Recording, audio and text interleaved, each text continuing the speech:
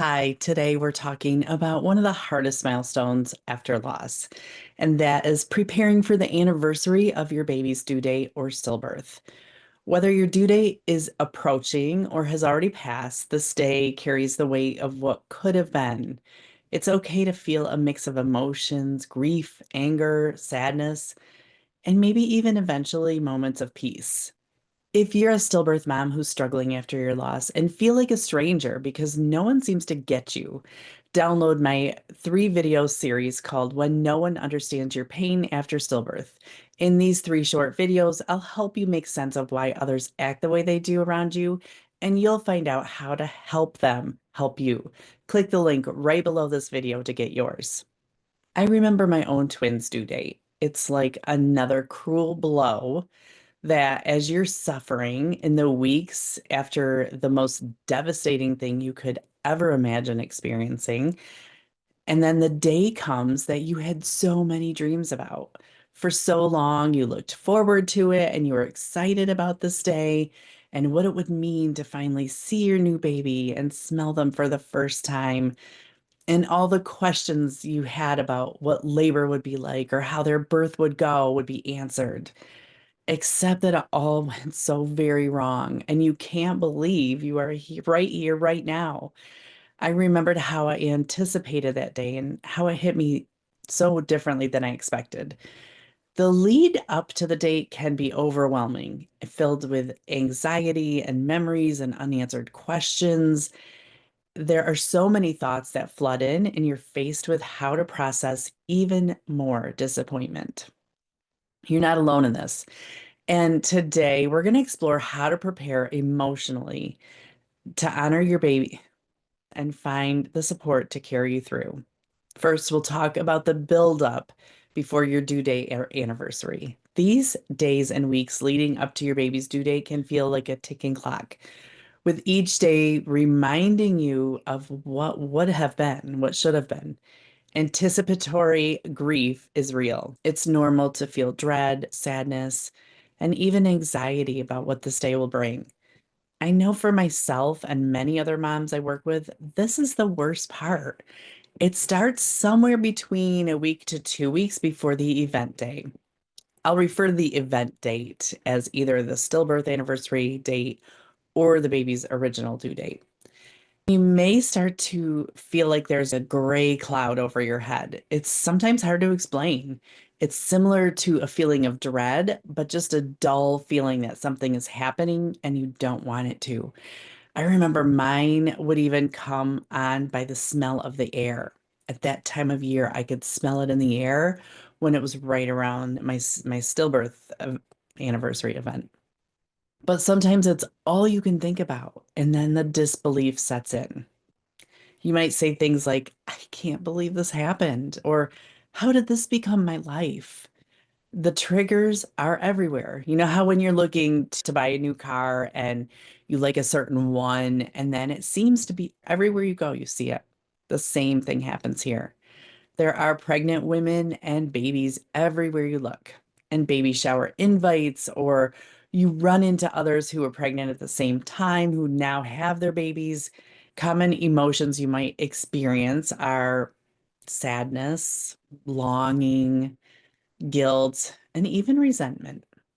And to make things even more complicated, some moms are pregnant again at their due date on their stillbirth anniversary, like me.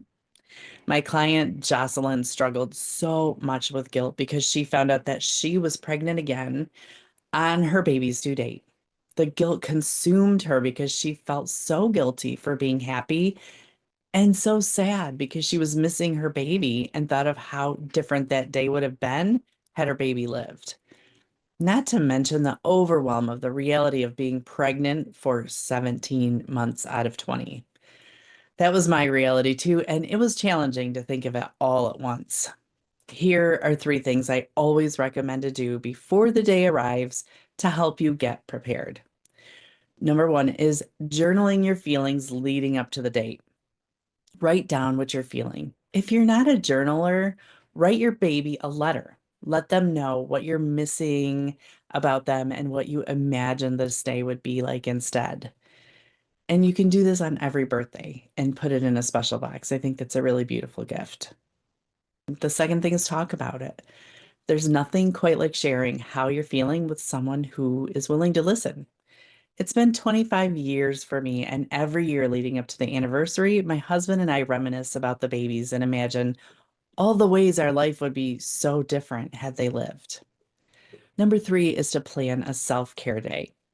Sure, you can schedule a pedicure or a massage, but self-care to a lost mom means if you need a day to just sit under a blanket and binge watch some TV to take your mind off things, then do it.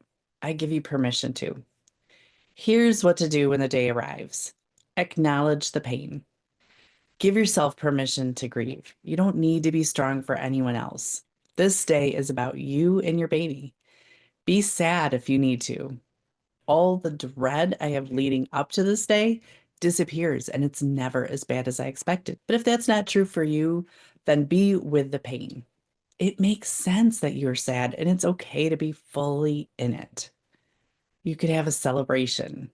You can light a candle, plant a special flower or tree, buy something meaningful like a special piece of jewelry, or donate to a charity in your baby's name. If you're creative, craft a memory box with ultrasound photos and keepsakes. Writing a letter to your baby is always amazing, I think. And one of my clients recently baked some cupcakes and celebrated their memory. It's okay if you need space, and it's okay if you want to be alone or need to have someone with you. Ask for what you need from your loved ones. They want to be there for you. They just don't know how. So don't be afraid to tell them. Set some boundaries and say no to plans that don't align with how you want to spend the day. And again, we're back to the hiding under the blanket thing. If that's all you can do that day, go ahead. Better days are ahead. The day after can sometimes feel like an emotional hangover. It's coming again next year, so think about what worked and what didn't, and what you might do differently moving forward that would feel better. If you felt moments of peace or joy, it doesn't mean that you've loved your baby any less. Healing comes in all kinds of forms. And if you felt that, it's okay. Be sure to grab your access to my 3 video series, When No One Understands Your Pain After Stillbirth, at the link right below this video, and start letting those who love you know how they can help in a better way. If your baby's due date is approaching, I want you to know you're not alone. This is one of the hardest days to face, but you will get through it one step at a time. Please remember to be gentle with yourself, honor your needs, and seek support when you need it. Thank you for joining me. Be kind to yourself, and I'll see you next week.